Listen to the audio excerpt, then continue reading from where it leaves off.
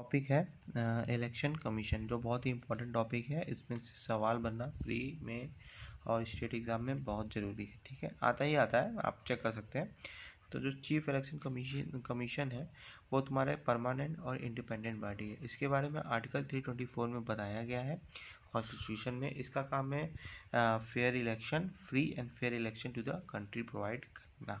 ठीक है, अब देखो किसका किसका इलेक्शन करवाता है। ये पार्लियामेंट का इलेक्शन करवाता है, स्टेट लेजिस्लेचर को करवाता है, प्रेसिडेंट करवाता है और वाइस प्रेसिडेंट करवाता है। ठीक है, ये जो तुम्हारे election commission is not concern with the election of village panchayat and municipalities.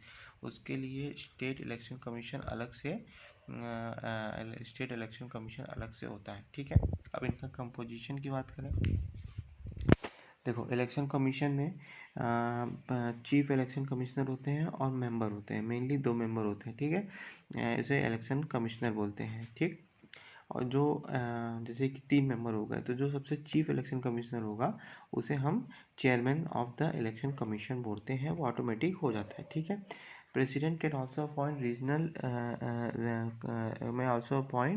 Regional commission after consultation with the election commissioner. ठीक है, after consult the election commission से कंसल्ट करके ये कर सकते हैं।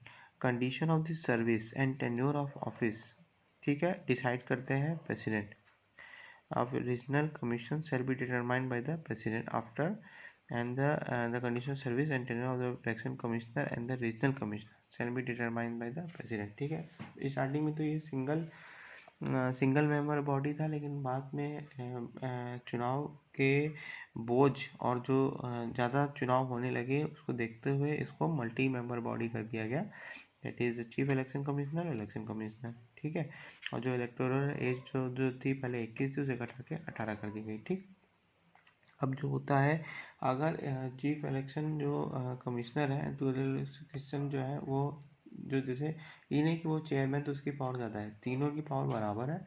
ठीक है, उनकी सैलरी बराबर है, अलाउंस बराबर है, सब बराबर है। ठीक है, एज और किसके बराबर है, सुप्रीम कोर्ट के बराबर है, जज ऑफ द सुप्रीम कोर्ट। ठीक है, जज of the supreme court. In case अगर इनके ओपिनियन में अगर कोई डिस्प्यूट होता है तो मेजोरिटी जो फैसला लेती है वही फाइनल होता है। ठीक है, इनका टेन्योर 6 ईयर का होता है या 65 ईयर, जो भी पहले पढ़े। ठीक है, अब इंडिपेंडेंस की बात करते हैं।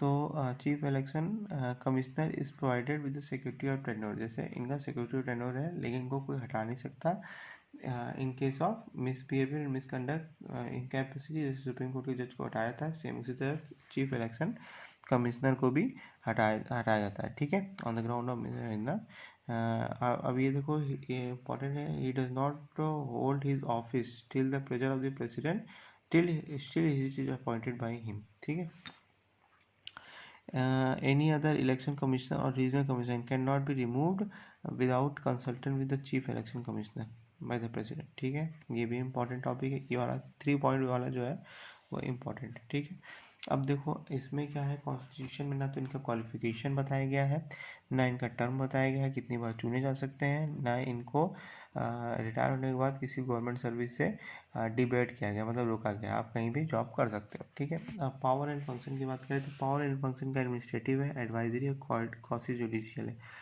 एडमिनिस्ट्रेटिव क्या है, ये डिसाइड करते हैं कि सिंबल किसका होगा, डिस्प्यूट सुलझाते हैं और सिंबल प्रदान करते हैं, और अगर कोई भी 2 पार्टी में डिस्प्यूट उसको देखेंगे। Quasi judicial 3 power and this power and function. ठीक है, और किसी का डिस्क्वालिफिकेशन करना हो तो प्रेसिडेंट को रेफ़र करेंगे, गवर्नर को रेफ़र करेंगे। ठीक है, और इमरजेंसी 1 ईयर के बाद लगानी कि नहीं लगानी है, चुनाव करवाना है कि नहीं चुनाना है, वो प्रेसिडेंट को एडवाइस करेंगे। ठीक है,